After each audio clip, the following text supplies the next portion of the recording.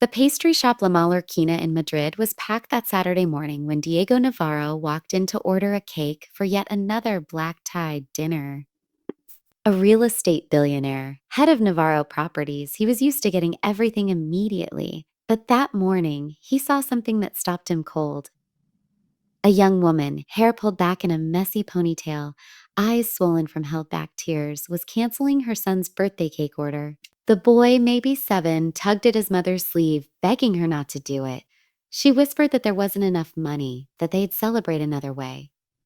The little boy wasn't crying, but in his eyes was a resignation no child should ever know. Diego was about to leave. It was a private scene, a pain that didn't concern him. But then the boy said something that nailed him to the spot, something that would change not just that morning, but the rest of his life. Because sometimes a single moment of humanity can reveal who you really are. And Diego was about to discover something about himself he had forgotten long ago. La Mallorquina was in Puerta del Sol, one of Madrid's most iconic spots. Diego Navarro went every Saturday morning to order sweets for his corporate events. At 42, he was one of the richest men in Spain. His real estate empire was worth over 2 billion euros. Diego embodied Spanish success in its most polished form, tall, black hair streaked with gray, always wearing custom-made Loro Piana suits. On his wrist gleamed an Audemars Piguet worth euros 150,000, but success came at a price. Divorced for 3 years, he saw his daughter, Carmen, only 2 weekends a month. He lived in a euros 5 million penthouse in the upscale Salamanca district, but he always came home to a silence no luxury could fill. That March morning, he walked into the pastry shop with his usual distant demeanor but stopped when he saw the scene at the counter. A young woman, maybe 30, wore simple jeans and a worn denim jacket. Her brown hair was pulled back in a rushed ponytail. Beside her stood a boy with big brown eyes staring at the cakes with a heartbreaking longing. Diego overheard the conversation unintentionally. The woman, Carmen, was canceling an order for a chocolate cake for her son Pablo's birthday. A simple superhero-themed cake she'd ordered 2 weeks earlier. The boy was turning 7 the next day. Carmen explained quietly that something unexpected had come up, that she couldn't afford the euros 120 anymore. She'd make something at home. Pablo tugged at his mother's sleeve, asking if they could at least buy a slice, just one, to celebrate. Carmen crouched down to him, eyes wet, and whispered that the money was needed for an urgent medical visit for Grandma. Grandma was sick and needed medicine. The cake could wait. Grandma couldn't. Grandma couldn't. Pablo nodded with a terrible maturity for a boy about to turn 7. He didn't cry, didn't throw a tantrum, just said he understood, that it was okay. But in his eyes was that resignation no child should ever know. Diego stood motionless as Carmen completed the cancellation. The clerk returned her euros 30 deposit. Carmen took it with trembling hands, tucked it into her worn wallet, took Pablo's hand, and headed for the exit. Something stirred inside Diego, an emotion buried for years. For a moment, he saw himself in that boy. He saw Diego 35 years ago, raised in a 2-bedroom apartment in Vallecas, a working-class neighborhood of Madrid. Javero, a laborer, raking his back 60 hours a week. He saw birthdays celebrated with homemade cakes because bakery ones were too expensive. Before he could think, Diego moved. He caught up with them as they were about to leave. Carmen turned, surprised and wary, at the sight of the man in the expensive suit. She tensed instinctively. Diego quickly said he'd overheard about the cake. He wanted to do something, if she'd let him. Frère. Carmen asked what he meant, her suspicion growing. Diego hesitated, then said he wanted to pay for the cake, for Pablo's birthday. As a gift, nothing weird, just a kind gesture. Carmen stiffened completely. Her face hardened. In a firm voice, she said she didn't need charity from strangers. She thanked him for the thought, but they were fine. She turned to leave. Diego felt something crumble inside him. He recognized the dignity in Carmen's voice, the same dignity his own mother had always maintained, even in the hardest times. Before they could go, Diego said something he hadn't planned.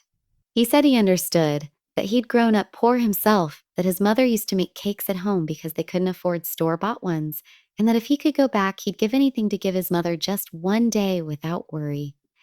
Carmen stopped. She turned slowly to look at him. This time, her eyes held something different: curiosity or recognition of something genuine. Diego continued. He said it wasn't charity, it was memory. It was respect for all the mothers who work miracles with nothing. It was an attempt to give something back to someone who reminded him of where he came from and what he'd forgotten along the way to success. Carmen studied him in silence for what felt like an eternity. Then she looked at Pablo, who was watching her with eyes full of hope. She took a deep breath and said she accepted, but not as charity as a loan. She'd pay him back as soon as she could. She had her pride. Diego nodded with a small smile. He said that was fine, no rush. Then he turned to Pablo and asked what he wanted on the cake.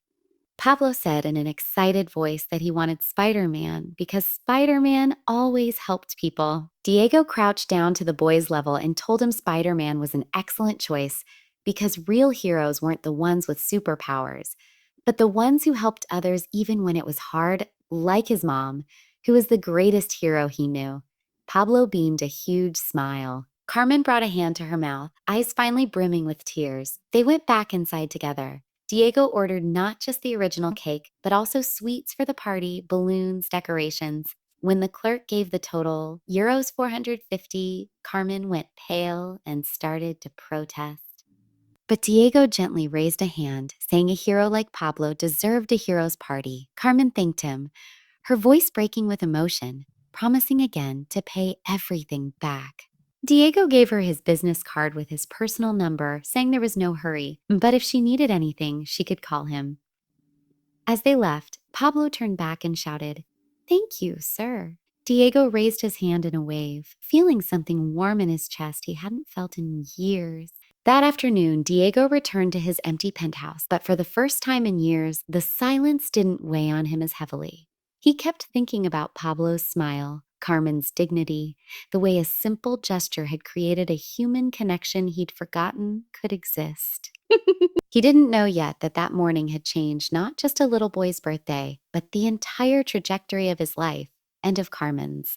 Because sometimes the most important stories begin in the simplest ways. 3 days later, Diego was in his office at Torre Picasso when his phone rang. It was a number he didn't recognize. Normally, he never answered unknown numbers, but something made him pick up. It was Carmen. Her voice trembled slightly as she apologized for bothering him. She said she had his number from the card he'd given her, and she just wanted to thank him again. Pablo's party had been perfect. The boy had never smiled so much. It had been the best day of his life. Diego felt that warmth in his chest again. He told her he was glad, that Pablo deserved every moment of happiness. There was an awkward silence. Then Carmen said something that surprised him. She asked if they could meet for coffee. She wanted to talk to him about how to start paying back the money, maybe set up a monthly payment plan. Diego was about to say there was no hurry, that she could forget the debt, but something stopped him. He realized he wanted to see her again. He wanted to know her story, to understand who this woman was who held onto her dignity, even when life had brought her to her knees. He said he'd be happy to have coffee, but not to talk about money, just to talk. They met the next day at a small cafe near Atocha, far from the upscale places Diego usually frequented. Carmen arrived early, nervous, constantly tucking her hair behind her ear. When Diego showed up in jeans and a sweater instead of his usual suit, she seemed to relax a little. They ordered coffee and croissants and started to talk. Carmen told him her story without self-pity, just naked facts. She'd gotten pregnant at 23 by a boyfriend who promised to stay by her side. When Pablo was born, he disappeared without a trace. He'd never looked for her, never wanted to meet his son.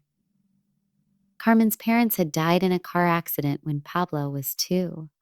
The only family she had left was her grandmother, her father's mother, now 80 with mounting health problems. They lived together in a small apartment in Carabanchel. Carmen worked as a cashier at a supermarket, pulling grueling shifts for euros 800 a month. It was never enough, but she did what she could. Diego listened in silence, feeling a deep respect growing inside him for this woman. She didn't complain, didn't ask for pity, just told her life as fact, something to manage, not something that crushed her. When it was Diego's turn to talk, it felt strange. He wasn't used to speaking about himself, his real story, but with Carmen, it seemed natural. He told her about his childhood in Vallecas, his father who worked in a factory, his mother who cleaned other people's houses. How he'd studied at night after work, earned 2 degrees, built his first small real estate company with a loan that took him 10 years to pay off. He told her about his marriage to a woman from Madrid's high society who had married him for the money he'd accumulated. How the marriage had been empty from the start, how the divorce had been a relief for both of them, but it had cost him his daughter, Carmen, whom her mother had alienated from him with years of subtle poison. Carmen listened without judgment. When Diego finished, she said something that hit him deeply. She said, "Success doesn't free you from pain. It just changes the kind of pain you feel. That sometimes the person who has everything materially is poorer than the one who has nothing but real relationships." They talked for 3 hours. When they finally got up to leave, Diego felt different, lighter, more connected, more alive than he'd felt in years. Carmen seemed to feel the same. As they said goodbye, Diego did something impulsive. He asked if they could see each other again, not about the money, but just because talking to her was the most real thing that had happened to him in a long time. Carmen hesitated, then nodded with a small smile. She said she'd like that. They started seeing each other regularly. 1 coffee a week became 2, then 3. Diego got to know Pablo, taking him to the park, playing soccer with him, telling him stories. The boy grew attached quickly, seeing in Diego a father figure he'd never had. Carmen was cautious at first, protecting her heart and especially her son's, but slowly, inevitably, she began to trust.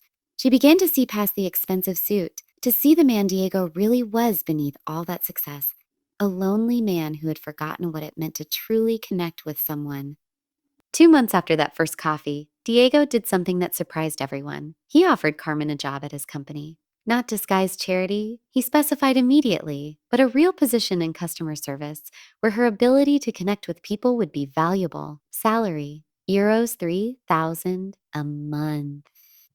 Regular contract, full benefits. Carmen stared at him, wide-eyed. It was 4 times what she made at the supermarket. She could finally give Pablo the things he needed, pay for better care for her grandmother, live without the constant anxiety of not making ends meet. But she hesitated. She asked Diego if it was out of pity. Yeah. If he felt obligated because of the friendship they built. Diego looked her in the eye and said with total honesty that it wasn't pity. He'd seen how she related to people, how she made others feel heard and valued. That was a rare skill, one his company would pay generously for. And yes, he wanted to help her, but not as a benefactor, as a friend who recognized talent where others only saw circumstances. Carmen accepted, tears finally flowing freely. For the first time in 8 years, since the start of her pregnancy, she let herself hope that things could actually get better. 6 months later, Carmen was thriving at Diego's company. Her natural ability to empathize with clients, to understand their real needs beneath surface requests, quickly made her indispensable. Customers specifically asked for her, but something else was happening, something neither of them wanted to admit openly. The friendship between Diego and Carmen was transforming into something deeper. They spent more and more time together, dinners after work, weekends at the park with Pablo, quiet evenings at Carmen's apartment, where Diego helped Pablo with homework while Carmen made dinner. Diego found himself comparing every woman he met to Carmen, and they all came up shallow, empty. He started turning down invitations to black-tie dinners, preferring a simple evening with Carmen and Pablo. His euros 5 million penthouse began to feel like a gilded prison. Carmen, for her part, struggled with feelings that scared her. She was falling in love with Diego, but she was afraid. Afraid it was temporary, a rich man's whim born of boredom, afraid of exposing Pablo to another disappointment if things didn't work out. Afraid the gap between their worlds was too wide to bridge. The turning point came one September afternoon. Diego had invited Carmen and Pablo to dinner at his penthouse, wanting to share his personal space with them. While Pablo explored the enormous apartment, fascinated, Carmen and Diego found themselves on the terrace, looking out at Madrid illuminated beneath them. Diego took Carmen's hand, a simple gesture but heavy with meaning. He told her he had to say something. Over the past 6 months, he'd become a different person. He'd rediscovered parts of himself he'd thought were dead. He'd remembered what it meant to feel, to connect, to care about someone beyond himself. He had fallen in love with her, not with a romantic idea, but with her truly. With her strength, her kindness despite everything she'd been through, with the way she loved Pablo with a purity he'd forgotten could exist, with the way she made him feel seen for who he really was, not for what he owned. Carmen felt tears rising. She said she was afraid. Afraid she wasn't enough for his world. Afraid the difference between them was too great. Afraid of ruining everything they'd built. Diego gently took her face in his hands. He told her his world without her was empty and cold, despite all the luxury. He didn't want a woman who would fit into his world. He wanted to build a new world with her. That Pablo was already more his son than Carmen, the daughter who had avoided him for years, had ever been. They kissed as Madrid sparkled beneath them. And in that moment, both felt that something fundamental had shifted. It was no longer a chance encounter in a pastry shop. So it had become something real, something deep, perhaps the beginning of a life together. But naturally, nothing so beautiful could stay simple. Diego's world noticed the relationship and reacted with the predictable cruelty of Madrid's high society. Business associates whispered.